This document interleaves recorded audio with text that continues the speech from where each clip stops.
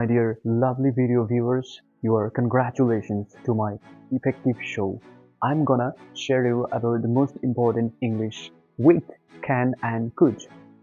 How does it differentiate? ওকে, এটা কিভাবে আমরা ডিফারেন্সিয়েট করব বা পার্থক্য করব এবং স্পোকেন ইংলিশে কিন্তু কত সুন্দরভাবে এটাকে বলা যায় তোমরা আজকে শিখবে বিষয়টি। আমি আশা করি যে তোমাদের এই বিষয়টি খুবই ভালো লাগবে ক্যান এবং কুড দিয়ে। So hello viewers, this is the next class of can and could in the spoken English. What is the spoken English? Spoken English is nothing but a method of expressing the English language. এটা কিন্তু তোমরা আগের ভিডিওতেও বুঝেছো। Spoken English কিন্তু actually the English language, অর্থাৎ ল্যাঙ্গুয়েজটাকে কীভাবে আমরা এক্সপ্রেস করবো সেটাই।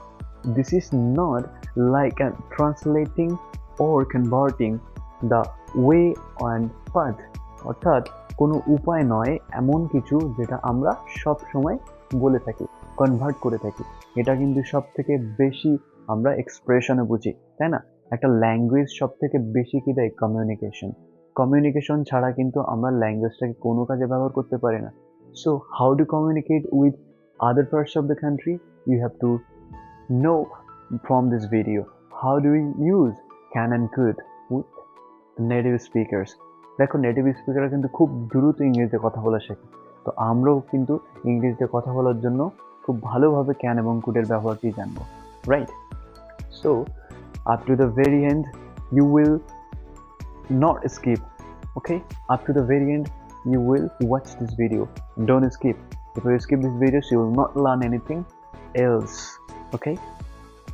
So if you wanna learn perfectly the easy way and the absolute way of spoken English, you have to subscribe the channel, you have to like, share and comment at the end of the video, okay? Let's get started. Okay, দেখো viewers, এখানে আমি can এবং could লিখেছি। তো can এবং কুডের যে ব্যবহার সেটা এখনই শুনে নাও। ক্যান মানে আমরা সবসময় শুনি ছোটবেলা থেকে যে কোনো কিছু তুমি পারো, তাই না? অ্যাকচুয়ালি এটা নয়, কিন্তু কোনো কিছু তুমি পারো এটা কিন্তু একদমই নয়, তোমার সামর্থ্য বোঝায়। সামর্থ্যকে আমরা সবসময় ইংরেজিতে প্রকাশ করবো কিভাবে? আজ থেকে শুনে নেবে যে পারো কথাটি কিন্তু বলবেই না। যদিও বাচ্চাদের পড়ানোর সময় কিন্তু এটা বলতে হয়। আমি অবশ্যই অফলাইনে চিলড্রেন স্পোকেন ক্লাস করিয়ে থাকি। যদি তোমাদের কোনো ভাই বোন থেকে থাকে তো অবশ্যই কিন্তু স্ক্রিনে দেওয়া নাম্বারে যোগাযোগ করে নেবে, ওকে? দেখো এখানে ক্যান এক্সপ্রেসেস, আমি কিন্তু বাংলাতে লিখবো না কিছুই, কারণ এটা স্পোকেন ক্লাস। আমি তোমাদের বোঝানোর জন্য ইংরেজিতে লিখবো, কিন্তু তোমাদেরকে বোঝানোর জন্য অবশ্যই বাংলাতে বলবো, okay? At the end of the video আমি তোমাদের সাথে 2 মিনিট ইংরেজিতে কথা বলবো। তোমরা সবাই এই ভিডিওটি এনজয় করো, I expect that, okay? Let's do that. Can expresses ability. এই অ্যাবিলিটিটা কি? What is the ability here? ধরে নাও তুমি খেলতে জানো, অর্থাৎ খেলার তোমার দক্ষতা আছে, স্কিল আছে, you have a perfect skill set to play football, right? So you can write, তুমি লিখতে পারো কি এখানে? অবশ্যই I can play football, right? I can play football. এবার তোমার ফুটবল খেলার দক্ষতা আছে, এটা লিখেছো। তাহলে এবার ক্রিকেট খেলার দক্ষতা, সেটাকে প্র্যাকটিস করে কি করবে? I can play cricket, I can play cricket, right? তুমি ক্রিকেট খেলতে পারো, জাস্ট এখানে তোমার অ্যাবিলিটি কিন্তু বুঝিয়েছে। আর যখন অ্যাবিলিটি বোঝাবে তখন কিন্তু তোমাকে কি করতে হবে? ক্যান ইউজ করতে হবে, রাইট? সামর্থ্য। Actually can, ability plus skill set দুটো একসাথেই কিন্তু বোঝায়, রাইট? এবার তোমাকে আমি দেখাবো আরও উদাহরণ ক্যানের সাথে। অ্যাকচুয়ালি ক্যানকে কি কোনোভাবে রিপ্লেস করা যায়? হ্যাঁ, অবশ্যই ফ্রেন্ডস, রিপ্লেস করা যায়। রিপ্লেস করার জন্য কিন্তু আমি আসলে একটি জিনিস রেখেছি, সেটা হচ্ছে কি এবল টু। এই বি এবল টু এবং অ্যাবিলিটি এটা কিন্তু হুবহু same. Be able to and ability that same. আমি যদি এরকম লিখি, দেখে নাও, I will be able to do that, আমি সেটা করতে সমর্থ হব। কিন্তু এই I will be able to do that এটার অর্থ কি? ফিউচারে বোঝাচ্ছে, বাট তুমি সমর্থ হবে। বাট সিম্পল কি, যে এই ক্যান ইউজ করলে কিন্তু you have already the power to do that, okay? So আমি এটাকে কিন্তু কেমন লিখতে পারি? আই ক্যান ডু দ্যাট, আমি সেটা করতে সক্ষম। কিন্তু আমি সক্ষম হব আর সক্ষম একটু পার্থক্য আছে। ওকে, যদি সক্ষম হওয়া বোঝায় মানে তুমি অলরেডি সক্ষম আছো, তাহলে উইলের জায়গায় কিন্তু আমাদের অবশ্যই I am able to do that, I am able to do that, এটা কিন্তু লিখতে হবে I am able to do that. এটা কিন্তু তোমাদের মাথায় রাখতে হবে। I will be able to do that or I am able to do that. তোমরা অবশ্যই ফিউচার টেন্স শিখেছো, তো যারা স্কুলে পড়ছো তাদের কিন্তু এই বিষয়টি একটু জানা, যারা স্কুল অনেক আগে পেরিয়ে এসেছো তাদের এমন একটি ব্যবহার, এটা কিন্তু মডেল নিয়ে আমি কথা বলছি, এটার এমন একটি ব্যবহার যেটা ছাড়া English language actually blind. Example দেখো, আই ক্যান স্পিক, আমি যে তোমাদের সাথে কথা বলছি না, I can speak in English, okay, I can speak in English. তো এই বিষয়টি কিন্তু আরো পরিষ্কার হয়ে গেল যে ক্যান সবসময় সামর্থ্য বা অ্যাবিলিটি বোঝায়। বুঝতে পেরেছো? তাহলে এবার প্রশ্ন হচ্ছে বন্ধুরা, friends or viewers, the question is, so how does it use in long sentences? তো এটার জন্য কিন্তু তোমাদের অবশ্যই সাবস্ক্রাইব করতে হবে এবং কমেন্ট করতে হবে, যাতে আমি পরবর্তীতে একটা লং ভিডিও করতে পারি। এই লং সেন্টেন্স আমরা কিভাবে এটার ব্যবহার করব। এর কি অন্য কোনো এক্সপ্রেশন আছে? হ্যাঁ, অবশ্যই এক্সপ্রেশন আছে, শুধু অ্যাবিলিটি ছাড়াও অন্য এক্সপ্রেশন কিন্তু আছে, তবে সেটা আজকে বলবো না, বললে ভিডিও কুডের ব্যবহারটি জানবো। তো কুড অ্যাকচুয়ালি কি বোঝায়? You had the power, you had the power to do that but you did not, that is called could.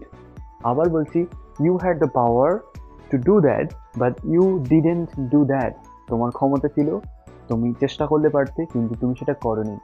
এই যে আমি তোমাকে কল করতে পারতাম, তো এখানে আমার কল শব্দটি শুধুই জানতে হবে। আমি তোমাদেরকে একটি টিপস দিই যে ভার্ব ছাড়া কিন্তু কোনো রকম স্পোকেনে ক্লাস করা সম্ভব নয়। ভার্ব জানতে হবে, ভার্ব চেঞ্জ তো চেঞ্জ হয়ে যাবে, ভার্ব চেঞ্জ তো সেন্টেন্সের মুড চেঞ্জ হয়ে যাবে। তো অবশ্যই তোমরা ভার্ব জানবে, এবং ভার্ব সম্পর্কে যদি ক্লাস চাও অবশ্যই আমি তোমাদের ক্লাস দেবো, এবং আমি আশা করি তোমার এই ভিডিওতে একটু ক্লারিফাই করে দিতে পারবো। দেখো ক্লারিটি আসবে তোমাদের। তো দেখে নাও যে আমি কল করতাম কিন্তু করিনি, এটা হবে কি I could call you, right? আমি কি লিখবো এখানে? I could call you, I could call you. আরো স্পষ্ট করে যদি আমি বলি এখানে, তাহলে কি হবে? দেখো, I could call you, right? তাহলে আমি যদি এই কল ভার্বটিকে রিপ্লেস করে আমি তোমাকে জানাতে পারতাম, তাহলে শুধু চেঞ্জ করছে কি নো, আর কিন্তু সব সেম থাকছে, right? I could know you, আমি তোমাকে জানাতে পারতাম, রাইট? কিন্তু জানাইনি, কারণ আমি কি চাইনি, ওকে? তো এখানে কুড ইউজ করলে এই পার্থক্য হবে, তুমি আগে চাইলে করতে পারতে কিন্তু তুমি করোনি, ওকে? আমি কিন্তু খেতে পারতাম, ওকে? তাহলে কি হতো? কিন্তু খাইনি। I could eat food, okay? I could eat rice. Pronunciation quality তোমাদের অবশ্যই ভালো হওয়া উচিত, নাহলে শ্রুতি মধুর হবে না এবং কমিউনিকেশন কিন্তু ভালো হবে না, ওকে? আমরা বাংলাতে যখন কথা বলি, তোমরা দেখে থাকবে যে আমরা কথা যদি বুঝতে না পারি, তাহলে কিন্তু আমাদের মনের ভাব সম্পূর্ণরূপে প্রকাশ করে না, তাই না?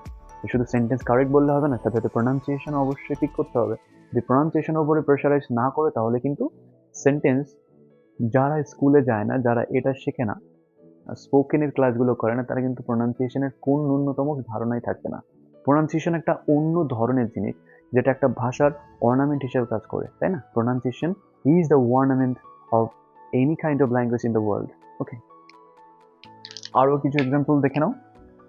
I could swim, I could swim in that pond, in that pond, খেয়াল করেছো? I could swim in that pond, আমি সেই পুকুরে স্নান করতাম, নাকি মানে স্নান করতে পারতাম কিন্তু আমি করিনি, ওকে?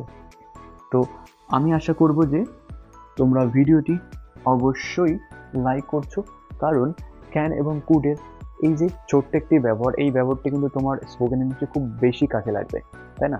ছোট্ট ব্যবহার কিন্তু অনেক বেশি কাজে লাগবে, এবং 20 থেকে 40% সেন্টেন্স যখন তুমি কারোর সাথে কথা বলো, এই ক্যান কুড কিন্তু ব্যবহার করো। এছাড়াও কুডের আরও ব্যবহার আছে, সেটা হচ্ছে আমরা অনুনয় বা বিনয় করার জন্য, রিকোয়েস্ট করার জন্য কিন্তু ব্যবহার করি, ওকে? জাস্ট একটা আমি বলি, দেখো দয়া করে আপনি কি সরে বসবেন, could you please move a little, could you please move a little. এই সেন্টেন্সটা কিন্তু বোঝায় যে এখানে কোন রকম অতীতের কোনো কথা কিন্তু করতে পারতে কিন্তু করনি, এটা নয়, জাস্ট তুমি অনুনয় বা রিকোয়েস্ট করার জন্য বলেছো। আবার বলি, could you please move a little, আপনি কি দয়া করে একটু সরে বসবেন, এটা কিন্তু খুব গুরুত্বপূর্ণ একটি ব্যবহার, কারণ তুমি সবার সঙ্গে তো তুই তুই করে বলতে পারো না, ক্যান দিয়ে কিন্তু তুই তুই করে বলা বোঝায়, তাই না? তো এবার আমরা কোশ্চেন প্যাটার্ন একটু শিখে নেবো। ওকে, দেখে নাও।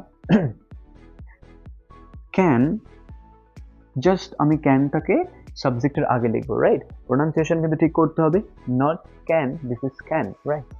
তো ক্যান আই রিড নোবেল, অর্থাৎ এটার দ্বারা বোঝানো হয় যে তুমি কি সামর্থ্যবান নাকি সামর্থ্যবান নও, এটাতে কিন্তু তুমি কোশ্চেন করছো। আনসার কি করবে তোমরা সবসময়? ইয়েস যদি হ্যাঁ হয় তাহলে অবশ্যই তোমাদের আনসার কি করতে হবে? ইয়েস আই হলে আই ক্যান, এই পর্যন্ত কিন্তু স্টপ রাখতে হবে। যদি নো হয় তাহলে অবশ্যই কিন্তু no I can't, right? No I can't. তো দেখো এটাই কিন্তু আমাদের ইয়েস নো কোশ্চেন। কি কোশ্চেন ফ্রেন্ডস? এটা কিন্তু ইয়েস নো কোশ্চেন, যে কারণে কিন্তু আমি এখানে এইভাবে শেষ করতে পেরেছি। যখন তোমাদের ডাব্লিউএস কোশ্চেন দিয়ে আমি শেখাবো তখন কিন্তু অবশ্যই এইভাবে আনসার করা যাবে না, ডেসক্রিপটিভ আনসার হবে। এটাকে ইয়েস নো কোশ্চেন বলে, তাই দেখো no I can't, yes I can. যারা বিগিনার্স আছো তাদের কিন্তু এই আনসারে গিয়ে সমস্যা হতে পারে। যে মডেল বা যে অক্সিলারি দিয়ে শুরু হবে সেই অক্সিলারি কিন্তু তোমাকে ইয়েস অথবা নোর পরে লিখতেই হবে, তা নাহলে কিন্তু আমাদের মুড চেঞ্জ হয়ে যাবে, আমাদের আনসারের কোয়ালিটি ড্যামেজ হবে। ওকে, তো দেখো আমরা এবার কুড দিয়ে একটা পলাইটনেস শিখবো। কুড দিয়ে কিভাবে আমরা আনসার করব এবং কি কুড দিয়ে কিভাবে আমরা কোশ্চেন করব। Okay, could you join my class?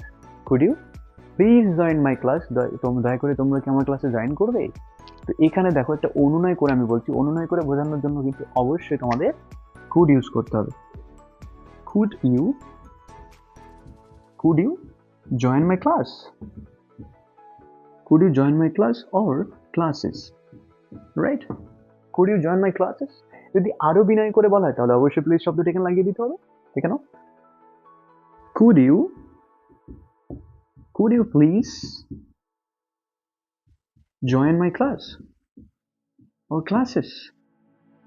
Right? Could you please join my classes? এখানে কিন্তু সব থেকে গুরুত্বপূর্ণ বিষয় তুমি কি উত্তর দেবে, তাই না? এখন তোমার উত্তর তো তুমিই জানো, কিন্তু আমি তোমাকে শিখিয়ে দিচ্ছি যে কিভাবে তুমি আনসারটি করতে পারো। তো অবশ্যই তুমি কি করতে পারো, এখানে কিন্তু একটা ভার্বস আনসার হবে, রাইট? তো তুমি অবশ্যই এখানে বলতে চাইবে ইয়েস আই কুড, রাইট? এটা নর্মাল আনসার। যদি তুমি নো বলো তো অবশ্যই বলবে কি no I couldn't, right? No I couldn't. তুমি অবশ্যই বলবে no I couldn't. যদি বলো obviously not, you have to join my classes. Okay, you are again welcome to my YouTube channel, The Perfect Learner, and the most creative one and the most perfect one, right? With the perfect pronunciation, perfect quality, you will get most of the videos on YouTube, right? So dear video viewers, I expect you will like, subscribe my channel. That's why I can get more inspired, okay, by you. So please do that and don't skip the video up to the very end, right? তো দেখো এখানে এই আনসারটি না লিখে আমরা একটু updated answer লিখবো, একটু অ্যাডভান্স লেভেলের আনসার লিখবো। আজ কিন্তু অনেকটা আমরা পড়ে ফেলেছি, তাই না? অনেকটা স্পোকেন করে ফেলেছি। তো আমরা অবশ্যই কিন্তু এর আনসারটা এরকম লিখতে পারি, I would love that, I would love that. অর্থাৎ তুমি সামনের যে ব্যক্তি তোমাকে জিজ্ঞেস করছে তুমি কিন্তু তাকে অনুনয়ের স্বরে উত্তর দিচ্ছ। কি দিচ্ছ? I love that man, I love that ladies gentleman. Okay, মানে আমি তোমাকে কিন্তু ইগনোর করছি না, রাইট? এই কিছু কিছু আনসার কিন্তু তোমাকে অবশ্যই হেল্প করবে। তোমরা যারা স্পোকেন ক্লাসেস করছো বাইরে কোথাও, তোমাদের এই আনসারগুলো কিন্তু খুবই উপকারী হবে, right? So this was all about the classes. So I feel that you are now more standard and qualified than before watching this video. Okay, and now keep shape yourself and keep tuning with the perfect learner watching this video. See you later. Thanks for watching this video. See you later. See you then. See you there.